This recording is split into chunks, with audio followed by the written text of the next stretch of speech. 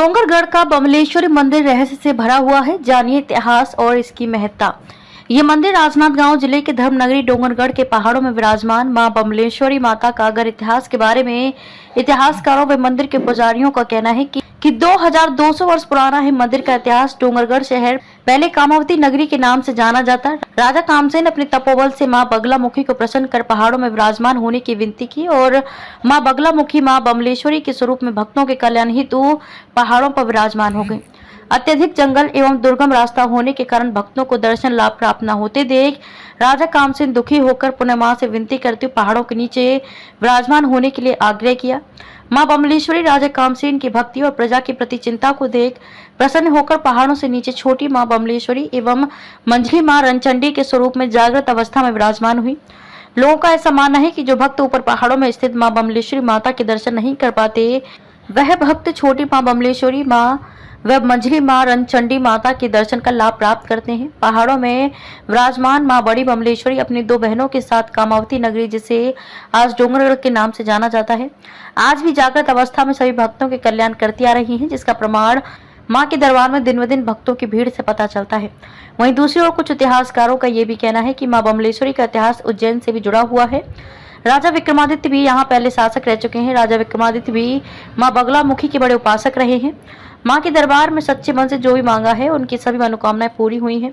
यही कारण है कि देश विदेश से भी लोग डोंगरगढ़ में मां बमलेश्वरी देवी के दर्शन को आते हैं। लोगों का कहना है कि जिन्हें बच्चे नहीं होते या जिनके जीवन में कोई भी परेशानी आती है, तो लोग पूरे सच्चे मन से माता के दरबार में मन्नतें मांगते हैं, वो पूरी होती हैं। अलग अलग लोगों की अलग अलग आस्था है। कुछ लोग मन्नतें पूरी होने पर अपने निवास स्थान से पैदल चलकर मां के दर्शन को आते हैं, तो कई लोग घुटनों के बल से ऊपर पहाड़ों में विराजमान मां के दर्शन हेतु जाते हैं, तो कई लोग जस गीत गाते गाजे बाजे के साथ आते हैं। लोगों का मानना है कि सच्चे मन से मां से मांगो तो सारी इच्छाएं पूरी होती हैं। कुछ लोग अपनी मनोकामना पूरी होने पर ज्योति कलश की स्थापना भी करवाते हैं।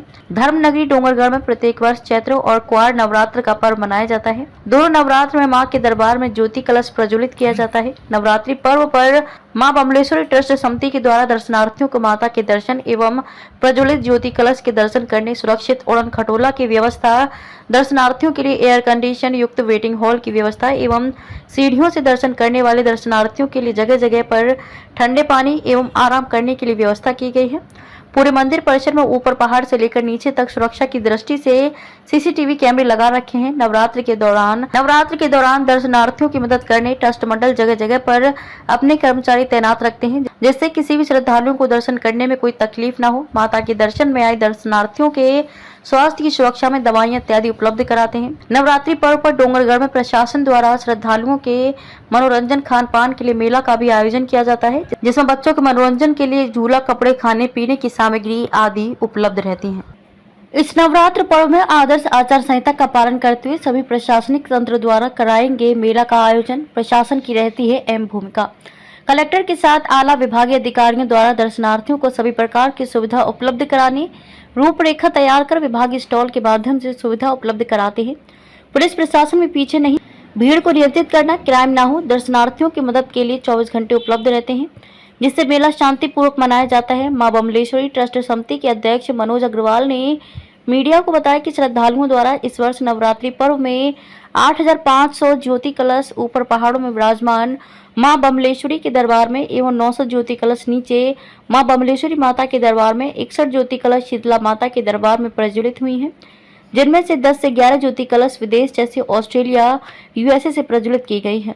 छत्तीसगढ़ के मुख्यमंत्री विष्णुदेव ब्रजमोहन अग्रवाल, विधानसभा अध्यक्ष डॉक्टर रमन सिंह, अधिकारियों ने भी मां दरबार में किए हैं ज्योति कलश प्रज्वलित कराए हैं।